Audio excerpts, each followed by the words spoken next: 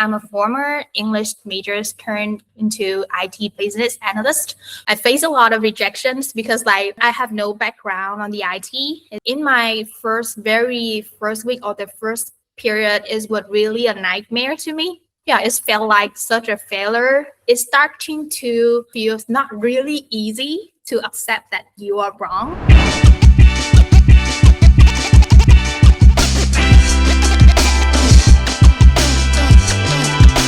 Welcome to my channel, and I'm Luke, and this is my very first episode of my new language series called PC1.text. And in this show, we're not only talking about grammar, vocabularies, or syntax, or something really academic. We're focusing on the stories instead, the stories of people who have been learning languages. And today, we're unpacking a massive career plot twist. My guest today, she graduated with a degree in English education from Huế University of Foreign Languages, the same university with me. But instead of teaching grammar, vocabulary for students in a classroom, she crossing it in the IT world as a IT Business Analyst. Please welcome Thụy Nguyễn to the show. Thanks for having me, and really excited to be here. This is really awkward because this is the first time we're doing this in a show, Yes. Doing it professionally. Agree. So it seems like we're just like the friends, really close friends, chit chat together. But the first time that we do something really official, something like this one, so I'm kind of really nervous a little bit. This is my very first time to be a host, so if I do something wrong, please, forgive me. Okay, before we dive into the deep end, I have a quick warm-up challenge for you. Can you please introduce yourself briefly and tell the audiences what do you do in just one sentence using the language you study and navigate your work in every day? Okay, so hi everyone, I'm Thụy, and I'm a former English major turned into IT Business Analyst who bridges the gap between global clients and tech teams through the power of clear communication. Okay, so straight to the point. And like I said before, you and I, we have been friends for years. Back in the time when we were at the university, I knew that you were excellent. I really want to know that whether your passion for English actually starts. Was it a specific childhood core memory, or did you just naturally fall in love with the language? Thank you for your appreciation. I kind of really eager or enthusiastic with learning the English, the language. So for the reason or why or where did I find a passion for English, it definitely wasn't overnight thing. It was brewing with me from childhood, because pictures in the past when we were really young in second grade or third grade, before we had smartphones, my very first exposure was just watching the American TV series, and some of that is the Charmed TV shows where I've been mesmerized by those three witch sisters, which is really the same as my families. I have three sisters as well, included me. So it's really great or enthusiastic. And when I try to mimic their magic spells in English and anything that I can hear, it started with that. And of course, I'm growing up with my father's also. He's really interested in listening to the old music. It's kind of like the Carpenters. They have the top of the words, and then he always buy a lot of VCDs to listen to music, and then when he travel, he's bring back to us the VCD or DVDs of those English speakers. So I listened to that repeatedly in our house. So I started to, I think, embrace with English when I grow up. And then when I'm growing up, every Sundays, there's the Road to Mount Olympia. It's what really like the place for the families where they will watching it and then seeing these some absolutely awesome like high schooler who like could understand and then answer the question in English. That's what like some moment that I really can just some thinking that, oh my god, if I be something like them or like that, it will be really great to can be listened and then answer it like immediately through English. So that was just the beginning moment. But then I'm still cannot like imagine myself into like following this path of like learning the English and being the teachers. But then the real turning point is around my 7th to the 8th grade, where my sister actually she is the first one who like being the majoring in English education at that time. And whenever I have free time, I go visit her in Huế. So she take me into like some club that she joined where they taking English and then talking with the foreigners and learning. So that's starting to be really impressed me. Honestly, that was the first time, really first time that being like it was mind blowing to hearing that another kind of understand another language and another cultures through reading and then listening to English. Even though at that time I really heavily like rely on the Vietnamese translation to get through, and then it's starting to become really, really enthusiastic to me to like seeing another language as the chance to understand another culture. That realization is really kept me going and then led me to choose the same major as my sister. That's how it's work it. Oh, thank you for sharing that, the real long journey, okay? During that time, I mean, during that journey, okay, the journey that you conquer the English area, the English world, okay, I would say. Have you ever thought that you would study another language like Chinese, Japanese, instead of continue with English? Actually, that's what a mixed. So it's not actually only English, but I choose English because it's just the language that I can like approach really easily that time to follow. But yeah, you see, we grow up with like Chinese movie, so it's the historical movie, and also my parents they really like some kinds of like Chinese like culture. It's kind of like they're novel. I kind of sometimes switching between like English and also Chinese. And yes, when grow up, you see like there's would be the Korean things where K-pop really be a big weight in when we are in secondary school. Yeah, and then also I'm thinking of like why not can I just like learn a lot of language and then imagining if I can communicate with everyone in the world, that would be like really fascinating.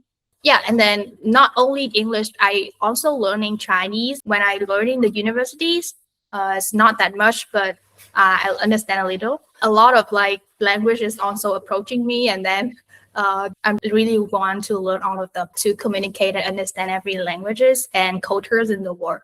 After listening to your really interesting story, I think like you've just inspired me to continue my Chinese Yeah. studying again.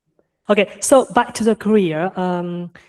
I know that you went to the college to become a teacher, Mhm. but then you make a radical pivot from education straight into the tech industry as a business analyst. I don't know what triggered that shift. How did you realize your English degree could be used for something totally outside the classroom?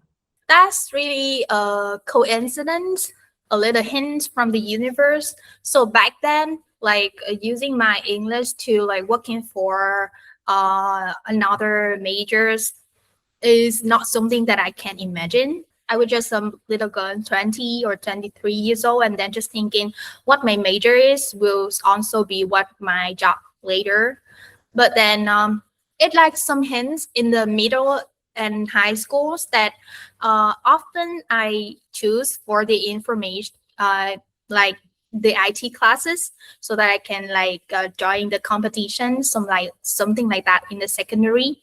And when I learned that, I can start learning about computers, the internet, and then what is not like really a huge things. And then I enjoy working with the basic algorithm, the flowchart that we do at that time. But then when I am in the the third or the fourth years of the universities, my sister, she's approaching a new whole new world of being the IT business analyst. At that time, I'm being heard about her experience, how it's like contributing, or how my English can contributing to communicate with the client, to understanding their needs, understanding the requirement, and then bring that into the requirement, and then communicate with the tech team.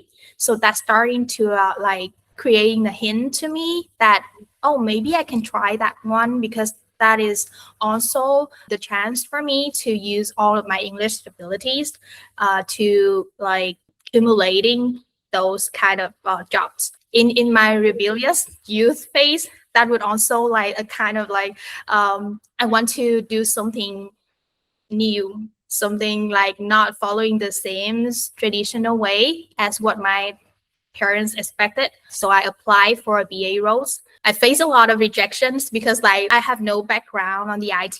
It's just like language myself, but I passed some tests. I start to self learning about HTML and CSS, so some language in the IT, so that I can start to passing those CVs, passing those companies. And finally, I found my way into my very first BA role after I graduate. Yeah, we study at the same university. Our curriculum had nothing related to technology, IT, internet, AI, blah, blah, blah. But you made a jump. And I know that making that jump couldn't be easy. Knowing everyday English is one thing, but, working into IT means facing a wall of technical jargon like APIs, databases, I don't know, and Sprint. And I want to know that what was the absolute hardest part of the transition for you? Yeah, you're right. So learning with the language, you learning mostly about the cultures, American literatures, some kind of that is not thing related to the IT, the tech. So in my very first week or the first period is what really a nightmare to me. Yeah, that's absolutely, there is a hardest part when you're starting something new, something that you don't know anything about. It's not only just an IT, but anyone who are entering any new, feeling the same, I think. So in my first week, when we starting to learning about approaching a new project, or just starting learning about that project, they threw me straight into the really deep end by joining the client meeting with my project manager and write the meeting minutes. The basic work is just it sounds just simple for an English major like me. It's just listening to what they said and then take note, writing it as the meeting minutes, and then submit it again for the project managers and also for the ones that haven't joined the meeting. But that is wrong. That is not that simple. I said in that first meeting and had this terrifying realization is, if you're ever learning a language, then some of the moment where you panic when the native speakers, so when you're learning English, American English, but if they are speaking with you in British English, then you were starting to be really panic.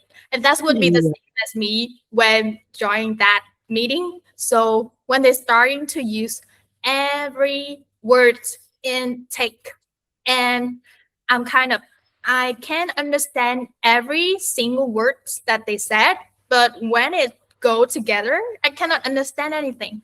It makes zero sense. So you're recognizing those individual words, but then everything is just scattered around and it's not connecting together. Yeah, I was literally sitting in there and then thinking, are they speaking the language that I understand? Yeah, so they talking about APIs, database, and because that meeting was really focusing on the technical design, which is also like upgrade of the tech. So when I listened to that, I froze.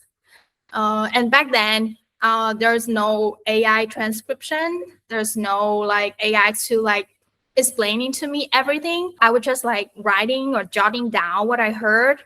And then when the first time that I submitted my draft to my PM, it was like a disaster. It's bounced back so many times. So when he reading my draft, he pointing out that no, he's not like have this meaning. So you're wrong at this point. And then another point is not correct. So it's repeatedly like misunderstanding because yeah, it felt like such a failure. It was kind of just a beginner and challenged me with a really, really hard field. I think I can understand your feeling because I am working in the medical industry that is so different from what I have studied in the university. And it's like incredibly overwhelming when you were stuck in in the trenches. How did you survive? What was your exact strategy to beat the fear and master this entirely new dialect of text English? To talking about how I overcome that is what around some 3 rules that I applied. The first one is focus on usage, not translation. Because like when you're starting to learn a new language, you start to thinking like, if I know the translation of that as much as possible, then I can start talking with it. But that's not the case. Because like the time where I first joined the meeting, I understand every word that they said, but I cannot like match them into the sentence. So that is because at that time I just translate raw translation without understanding the usage, understand like each meaning after the words. Yeah, so the rule number 1, just need to focus on the usage. Yeah, and then your second rule is drop your ego and dare to sound stupid. Yes, when the child, when they make mistake, they feel really like easy to that because I make a mistake, then I will do it again. But when we're grown up, it's starting to feel not really easy to accept that you are wrong and accept that you might sound stupid sometimes. But that is what the really big obstacles that I need to overcome to really learning that tech language. Because when you first learn, you don't know anything. You may feel that you understand it, but actually you're not. So Yes. the best way for you to learn it or understand it is just like you need to talk. You need to communicate what you understand to others who have like expert about that, who can be really great about that, and they will feedback for you to be like, okay, that's not correct. So you need to understand it in this way or that way to be correct, so that you can understand, oh, that is what I wrong and need to correct it. I must say the second rule is like after you eager to learn is like you need to overcome that fears of sounding stupid, asking Yeah. dumb questions. My really last rules is the active production and the feedback loops. Because you are like not afraid to be wrong, you're not afraid to speak out, and then now you will receive a lot of more feedback and like immediate feedback for your improvement or for your mistake. Working with the tech, they have some of their I call principles. Is like you need to do it fast and you need to have the feedback really fast so that you can change fast and then adapt fast. Yeah, the rule number 3 would be like after you eager to be making a mistake, then you start to like active produce that and reaching out for feedback loops. So I start to reading all of the documentation that I like being brought to, and drawing, or myself drawing those flowchart or my understanding with my memorization or my understanding, and then I bring that out to my colleges to like evaluate and asking, am I understand that right, or am I writing this correctly? Through that, they will point out the gaps that I misunderstand or the gaps that I haven't covered, and then they could revise it. Yeah, it's actually the same as how you writing an essay or doing a homework in English. So submit that to your teacher, right? And then they grading it and they say that, okay, this is correct, this is not correct. And then you could rewrite that. And after each of the time, you start to improve in little by little until you really master the language. Okay, thank you very much. So in a nutshell, the first rule is focus on the usage, not just the translation. The second rule is drop your ego and dare to sound stupid. And the last one is active production and feedback loop. Okay. It clearly paid off. Now you are on the other side. How exactly does your English background support your day-to-day workflow? How does having that linguistic edge make your job smoother compared to someone with a purely technical background? Yeah, it's actually bring to me some of the advantage that the purely technical background doesn't have. So absolutely anyone that haven't any background will have like different advantage compared to each other. That's how you like complement each other and then make the job better. So with my like expertise in English, not only like just looking at like English is just kind of language itself. I think it's not having the perfect grammar, like you said, it just or memorizing the list of vocabulary, but it's simply just about communication and connection. So, like understanding about English, and then I now working with the Americans client. So I using my communication and skills, and also the skills of understanding their cultures, understanding how to communicate with the other different interests, so that I can start to communicate with them. Okay. So, while you're talking to a native speaker like American or the British or your client who is an English native speaker, do they only, do they often focus on recognizing your grammar mistake, your vocabulary mistake, or they don't really care about that? They just, whatever you say, they can understand. It's very, but like I'm not just working with the native English speakers, but also working with a lot like the Philippines, India is the most like hardest to listen accent. But yes, most of them are not really care about the grammars, but maybe when you're talking or communicating, they were just like listening and understanding what is the meaning I'm trying to communicate, and that's what the really like key to that. If you imagining like when we just learning the English when we were young, we're just thinking like, oh, I need to speaking the same as how the native speaker speaks. That would be the perfect things to follow, or I need to follow the perfect grammars and anything like that. But that is just not like what we think, what we thought at that time. So what they trying to understand is just how we communicate, what we trying to communicate, and that's all. We learning that as the second language. It's not our like mother language. So absolutely we make mistake. And then they understand about it because they always said to me that, oh my God, imagining that if I try to learn your language three, Vietnamese, then I would be really mad because like I cannot understand or like mapping it as a thing. It is great that you learning another language and then can communicate with just like that, and that would be great. So Yeah, I think that because they know that what we're learning in the second language, so they're really open to any mistake that we make.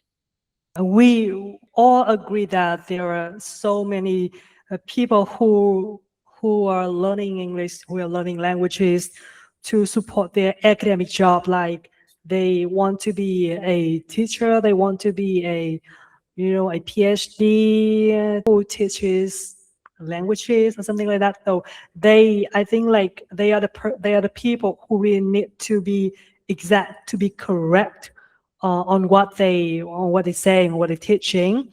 But for most of us, I think we use language, we use English, Chinese, Japanese, Vietnamese to communicate with the other. That's why I think the key thing is we understand the other, and the other can understand what we're saying. That is also the hardest part, that we can understand each other, because like even when you like learning, you talking in Vietnamese, that you start to like maybe start to not understand each other. We have different interests, different intention, different context, and different ways of expressing what we want. Yeah, so language, English or any language will be the same. It's not just like understanding the words, but understanding what we trying to communicate with each other and the opposite person. Yeah, I see. Okay. So to wrap up this section, I have the last question for you. So you mastered the language, you've mastered the text transition. So is there an end game? Does language learning ever actually stop, or are you still finding new layer to master? And just correct a little bit, I'm not really mastering English right now. I'm just being familiar with that. And also the same as my take, I'm not like really master at it. But I think master would be a really burden things, but just thinking that you will be really a lot of familiar with that and can treat that as your friends is the thing that we can do. So yeah, absolutely. Like we have the idioms is like learn and continue to learn. In Vietnamese we call it học nữa học mãi. So yeah, every day, every time I think I discover any languages will have a different layers that we cannot cover or we cannot understand. Even if like English, even if I use that every day, I'm learning it and communicate with it, there's still the part that I cannot understand and I start to learn. So yeah, I continue to learn it every day. And it's just some simple thing or some realization that I saw when I watched the recent K drama. The Can This Love Be Translated? So I'm not sure if you watched that drama. It's really hot recently, but that's a beautiful concept. Is like everyone's actually speak a completely different language, even if they share the same mother tongue, but they have a different intention, yeah, different context, different ways of expressing what they want. So if you don't translate the true meaning behind their words, then you will complete lost in their translation. That would be the like really the new edge that I realized, because I'm not just working with the English speakers, but also I'm working with the Vietnamese, the developers, the tester. They will have different intention, different majors, and they focus on different things. So the part is like, how can I make them on the same page so that they understand the same things, agree on the same things, and then we creating one product that really transfer the vision, the agree majors objective that we agreed on. So yeah, that is what I was learning and then discover every day. It's not just English I learn every day, but I still learning Vietnamese, how to communicate with my colleagues, how to expressing my complex ideas more simply in Vietnamese so that they can understand what the client want, and also the client can understand what is the constraint, what they have difficulties is, so that they can negotiate or try to achieve a vision that they want. So overall, like being a beginner and also a language learner taught me something really important about the nature of communication. I think language and communication. I started to know about that even more and embracing my language and also the foreign language, and then step out of my comfort zones or expanding my comfort zone even more. Every day is the new adventure to me right now. Okay, I see. So that was my last question. So we have been talking to each other for an hour. I think like we haven't talked to each other for an hour since we're friends so far. So this is the first time we talk to each other like this. So I think your journeys or my journey are living proof that a language degree isn't a box that we are locked in. It's a launch pad that can take us anywhere, even into the heart of technology or medical like me or the other industries. Thank you very much for coming on the show and give 100% real with us, with me and the audiences. Thank you. Yeah, thank you for inviting me. Okay. And to our listeners, thank you for tuning in. Hit that subscribe button, share this episode with a friend who needs to decide to make their big move, and we'll catch you on the next one. Bye.